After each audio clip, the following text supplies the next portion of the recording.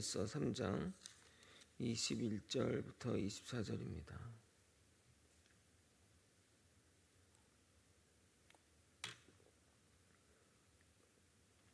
요한일서 3장 21절에서 24절입니다. 저와 번갈아 교독하고 마지막 절 함께 읽겠습니다. 사랑하는 자들아, 만일 우리 마음이 우리를 책망할 것이 없으면 하나님 앞에서 담대함을 얻고 무엇이든지 구하는 바를 그에게서 받나니 이는 우리가 그의 계명을 지키고 그 앞에서 기뻐하시는 것을 행함이라. 그의 계명은 이것이니 곧 그 아들 예수 그리스도의 이름을 믿고 그가 우리에게 주신 계명대로 서로 사랑할 것이니라. 계명을 지키는 자는 주 안에서 거하고 주는 그의 안에 거하시나니 우리에게 주신 성령으로 말미암아 그가 우리 안에 거하시는 줄 우리가 아느니라. 아멘. 우리는 우리의 의로운 행동으로 인해 세상으로부터 배척을 받게 됩니다. 세상은 기본적으로 악하기에 의롭게 사는 이들을 싫어합니다. 그래서 기독교는 항상 박해를 받으면서 자라왔습니다. 생각하기를 이런 박해가 없으면 기독교가 더욱 성장할 거라 생각할 수 있지만 아이러니하게도 박해가 없어지면 기독교는 타락해 간 것이 역사적인 사실입니다. 그러나 우리는 영혼을 향해 사는 자들에게 현재 삶에서 주어지는 박해에 너무 절망할 필요가 없습니다. 우리는 주를 믿음으로 사망에서 생명으로 옮겨진 자들이기 때문입니다. 사도 요한은 계속해서 우리에게 형제 사랑을 강조하였습니다. 어렵고 힘든 형제가 있다면 말로만 사랑하지 말고 행함과 진실함으로 그들을 돌보라고 권면합니다. 그런 마음이 우리에게서 자발적으로 일어난다면 우리 안에 진리가 거한다는 증거이며 이것을 통해 믿는 자 각자는 구원의 확신을 가져도 되는 겁니다. 물론 우리가 주님을 믿지만 여전히 죄에서 자유하지 못하고 죄에 넘어지더라도 그것은 우리의 신분을 변하게 하지는 않습니다. 주님이 우리의 마음의 중심을 잘 아시기 때문입니다. 오늘 본문도 형제 사랑에 관한 본문입니다. 형제 사랑의 의미와 왜 우리가 형제를 사랑해야 하는지 고찰해 보도록 하겠습니다. 우리 주변의 형제를 사랑하는 지점까지 나아가는 우리 모두가 되길 예수님의 이름으로 소망합니다. 주님은 우리가 믿음의 길을 갈 때 구원의 확신 없이 살아가도록 내버려 두지 않습니다. 기도의 응답을 통해 또한 특별한 감정을 통해 기도 가운데 주시는 평안한 포근함을 통해 또는 특별한 만남을 통해 우리 삶에 직감적으로 사인을 주시고 확신을 주십니다. 어제 말씀드린 대로 이웃을 향한 순수한 마음, 과거에는 그런 마음조차 생각하지도 않았는데 예수를 믿고서 변화된 마음을 통해 우리가 주님께 속한 자이구나 깨달을 수 있다는 겁니다. 우리는 우리의 마음의 중심을 따라 우리의 신분이 어디에 속했는지 판단할 수 있습니다. 그러나 우리는 종종 죄를 지음으로써 좌절하게 됩니다. 여전히 죄에서 자유하지 못하는 내가 하나님의 구원을 받았는가 회의가 들기도 합니다. 그러나 정말 놀라운 것은 이단들이 사람들의 이러한 마음들을 공격합니다. 대표적으로 이런 질문들을 합니다. 당신이 오늘 당장 주님이 오시면 구원받을 수 있습니까? 이런 질문을 받으면 당당하게 네, 저는 구원받았음을 확신합니다 라고 말할 분이 누가 있겠습니까? 특히 죄를 범했을 때는 더욱 자신이 없을 겁니다.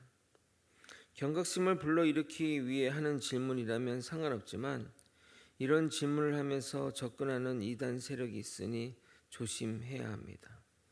그들의 질문의 의도는 죄책감을 근거로 그 사람을 올가매려는 것이기에 우리가 조심해야 된다는 것입니다. 책망할 것이 있어도 우리가 다시 주님께 나아가려는 마음만 있다면 언제든 주님은 우리를 받아주십니다. 주님은 그 마음의 의지를 보시는 겁니다. 근데 사도 요한은 책망할 것이 없는 자를 이야기합니다. 책망할 것이 있는 자도 하나님의 자녀인데 책망할 것이 없는 자는 말할 것도 없는 것입니다. 21절을 읽어드리겠습니다. 사랑하는 자들아, 만일 우리 마음이 우리를 책망할 것이 없으면 하나님 앞에서 담대함을 얻고, 여기서 책망할 것이 없다는 것은 죄에서 완전히 자유롭다는 의미가 아니라 고난과 핍박의 상황에서도 선을 행하고 의롭게 살려고 하는 노력을 하는 자들을 말하는 것입니다. 그런 자는 하나님 앞에서 마음의 정죄함이나 양심의 거리낌이 없이 담대히 나아갈 수 있으며 그분 앞에서 무엇인지 구할 수 있게 됩니다. 22절 읽겠습니다. 무엇인지 구하는 바를 그에게서 받나니 이는 우리가 그의 계명을 지키고 그 앞에서 기뻐하는 것을 행함이라. 우리는 여기서 중요한 깨달음을 얻을 수 있습니다. 간구하는 자가 하나님 말씀에 거하며 그의 뜻을 따라 간구하면 무엇인지 구하는 대로 응답받게 된다는 것입니다. 이것은 예수님의 말씀과 일맥상통합니다. 요한복음 15장 7절 너희가 내 안에 거하고 내 말이 너희 안에 거하면 무엇인지 원하는 대로 구하라 그리하면 이루리라. 물론 여기에는 정욕적인 기도도 하나님이 응답하신다는 것은 아닙니다.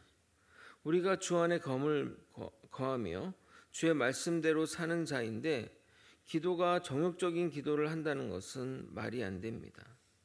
아마도 주 안에 거하는 자는 절대 그런 기도를 하지 않을 것입니다. 우리가 왜 기도를 해도 공허하고 아무런 응답이 없는지 여기를 파악해야 할 것입니다. 책망할 것이 없고 그의 계명을 지키고 그 앞에서 기뻐하는 것을 행하는 자는 주님이 언제든 그 사람의 기도를 기뻐 받으실 것입니다. 사도 요한은 다시 한번 그의 계명을 지키는 삶이 먼저 그리스도 예수를 믿고 형제 사랑하는 삶임을 다시 한번 증거하고 있습니다. 23절을 여러분이 한번 읽어보도록 하겠습니다. 함께 읽겠습니다. 시작. 그의 계명은 이것이니 곧 그의 아들 예수 그리스도의 이름을 믿고 그가 우리에게 주신 계명대로 서로 사랑할 것이니라. 결국 율법은 하나님의 사랑, 이웃 사랑으로 귀결됩니다. 그런데 더 놀라운 것은 하나님의 사랑도 이웃 사랑으로 통일됩니다. 영이신 하나님을 우리가 어떻게 사랑하시겠습니까? 결국 이웃 사랑으로 하나님의 사랑을 나타내시는 겁니다. 그러면 왜 하나님은 이렇게 이웃 사랑을 강조하실까요? 그 이유는 하나님이 사랑이시기 때문입니다. 성도분들에게 한번 물어보겠습니다. 여러분들은 언제 행복하십니까? 자신의 소원이 성취되었을 때, 원하는 목표를 이뤘을 때, 물질적인 부를 누릴 때, 물론 그때도 행복함을 느끼지만 지속적이며 자존감이 높아지며 무엇을 내주어도 아깝지 않을 때는 바로 사랑할 때입니다. 사랑하고 사랑받을 때 인간은 가장 행복합니다. 이것은 사랑한 사람을 잃었을 때 가장 슬픈 것으로 확인할 수 있습니다. 인생에서 가장 슬프고 생각만 해도 무서운 것이 무엇입니까? 돈 있는 거? 꿈을 실패하는 거? 아니죠. 사랑하는 부모, 배우자, 자녀의 죽음 아닙니까? 사랑은 존재를 지탱해 주는 근거입니다. 인간은 사랑 없이는 살 수 없습니다. 왜 그런 인간은 사랑 안에서 행복할까요? 우리 인간을 만드신 분의 본질이 사랑이기 때문입니다. 인간에게도 사랑이 중요하듯이 우리를 만드신 하나님도 사랑이 절대적으로 중요합니다. 하나님은 삼위 하나님으로 존재합니다. 삼위 하나님으로 존재할 수 있는 이유는 세 분이 서로 사랑하시기 때문입니다. 서로 사랑하지 않으면 그 관계는 유지될 수가 없습니다. 그래서 성경은 하나님이 사랑이라고 말하는 겁니다. 그럼 다시 한번 여러분에게 질문해 보겠습니다. 여러분이 자녀를 키울 때 어떨 때 가장 마음이 아픕니까? 자녀들이 아프거나 힘들어할 때도 아프지만 형제들이 싸울 때 가장 아픈 것 아닙니까? 반대로 형제가 또는 남매가 우애가 좋고 서로 사랑하면 그것을 바라보는 부모의 마음은 행복할 것입니다. 우리를 창조하신 하나님은 부족한 것이 전혀 없습니다. 우리가 하나님께 무엇을 할 필요도 우리가 무엇을 드린다 할지라도 주님에게는 어떠한 만족감을 줄 수 없습니다. 천지를 만든 하나님인데 우리의 것에 뭘 드릴 수 있겠습니까? 뭐 돈을 갖다 바친다고 하나님이 그래 좋다 행복하다 하실 분이십니까? 그러나 우리가 서로 사랑하면 주님은 기뻐하십니다. 우리가 주님을 기쁘시게 할 것은 그분을 믿고 형제를 사랑하는 것입니다. 사도 요한은 하나님의 자녀와 마귀의 자녀를 구분하는 가장 중요한 요소가 올바른 믿음과 올바른 사랑임을 다시 한번 강조하고 있습니다. 예수에 대한 믿음은 그가 주신 계명을 행하도록 하게 합니다. 그 계명은 바로 형제의 사랑입니다. 성도는 먼저 하나님에 대한 전적인 신뢰와 믿음이 생기면 그 믿음에 기초하여 형제 사랑을 실천하게 됩니다. 믿음이 없으면 올바른 사랑은 불가능합니다. 그러므로 형제를 위한 사랑을 실천한다는 것은 믿음이 있다는 것이고 믿음이 있는 자는 주 안에 거하는 자입니다. 24절을 여러분이 한번 읽어보도록 하겠습니다. 함께 읽겠습니다. 시작. 그의 계명을 지키는 자는 주 안에 거하고 주는 그의 안에 거하시나니 우리에게 주신 성령으로 말미암아 그가 우리 안에 거하시는 줄을 우리가 아느니라. 사도 요한은 우리가 주 안에 거하는 것을 성령으로 확인할 수 있다고 말합니다. 그러면 우리가 성령이 우리 안에 거하는 것을 어떻게 아느냐? 방언이나 은사가 나타나야 성령이 거하는 것이 아니라 주를 그리스도로 진정 믿는 것은 여러분의 의지나 노력으로 되는 것이 아니라 성령의 역사이니 그것 하나만으로도 우리 안에 성령이 있음을 확인할 수 있는 것입니다. 또한 말씀에 은혜되고 성령님이 주시는 은혜가 있다면 여러분 안에 성령님이 계시는 겁니다.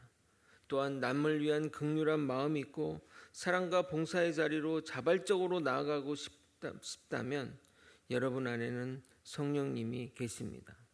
평소 같았으면 화를 내도 10번 더 낼 일을 성령님 의지하여 참아지면 여러분 안에는 성령님이 계십니다. 말씀을 정리하겠습니다. 하나님의 계명을 지키고 주님께 기뻐하시는 일들을 행하는 자는 하나님이 그들의 기도를 응답하신다고 말씀합니다. 우리가 아무리 기도해도 응답이 없는 이유는 바로 여기에 있습니다. 우리가 예수를 구세주로 믿고 주신 계명대로 형제 사랑을 실천하면 주님이 우리 안에 거하고 우리도 주님 안에 거하는 인생을 살게 됩니다.